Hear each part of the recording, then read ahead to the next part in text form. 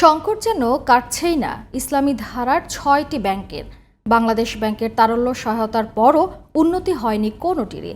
এমন পরিস্থিতিতে ব্যাংকগুলোকে একীভূত করার পথে হাঁটছে কেন্দ্রীয় ব্যাংক।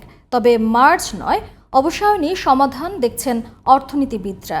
বিস্তারিত নাইম কামালের রিপোর্টে। একসময় দেশের ব্যাংকিং খাতে দাপটে থাকা শরিয়াহ ভিত্তিক ব্যাংকগুলো এখন যেন গলার কাটা। দেশে কার্যক্রম চালানো 10টি ইসলামী ধারার ব্যাংকের মধ্যে বিগত সরকারের সময় অর্থ পাচার, লুটপাট ও ঋণ খেলাপির কারণে এস আলমের মালিকানায় থাকা 6টি এখন নাজুক অবস্থায়। আর্থিক অবস্থা ভালো দেখাতে 2023 সালের শেষ কার্যদিবসে তারল্য সংকটে পড়া শরিয়াহ ভিত্তিক 5 ইসলামী সহ মোট 7টি ব্যাংকে 22,000 কোটি টাকার বিশেষ ধার দিয়েছিল বাংলাদেশ ব্যাংক। তারপরও পরিস্থিতির উন্নতির বদলে আরও খারাপ হয়েছে। ইসলামী ধারার ব্যাংকগুলো নিয়ে বাংলাদেশ ব্যাংকের সর্বশেষ প্রকাশিত প্রতিবেদন অনুযায়ী শরিয়াহ ভিত্তিক ব্যাংকগুলোর 3 মাসের আমানত কমেছে 4,301 কোটি টাকা।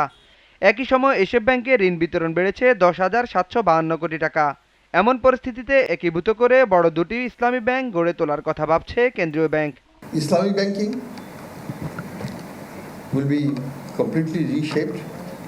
Yes, we have one large Islamic bank and many small Islamic banks, and many of those are in trouble. So we're going to merge many of those and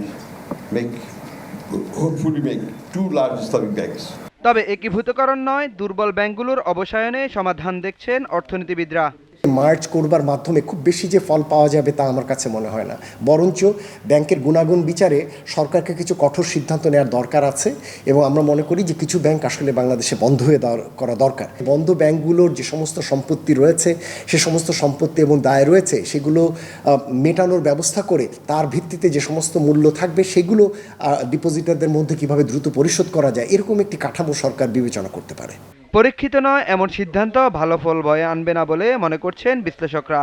successful example যেহেতু পৃথিবীতে নাই, অতএব আমার মনে হয় বিকল্প চিন্তা করা উচিত যে যার সত্যিকার অর্থে শাস্তি পাওয়া উচিত তাকে সেই ধরনের শাস্তির যদি ব্যবস্থা করা হয়, তাহলে হয়তো বা আলটিমেটলি আমরা একটা ফিউচার লার্নিংস হিসাবে ভালো একটা পটেনশিয়াল বেনিফিটসের আশা করতে পারি। আর না হয় প্রকৃতপক্ষে মার্চ করলেও যে অবস্থা রয়েছে সেই অবস্থা থেকে উত্তরণের উপায় আছে বলে আমার মনে হয় না। ব্যাংকিং খাতে শৃঙ্খলা ফেরাতে সংস্কার বাস্তবায়ন এবং সুশাসন প্রতিষ্ঠার বিকল্প নেই বলে মনে করছেন বিশেষজ্ঞরা। Naim Kamal, GTV news, Dhaka.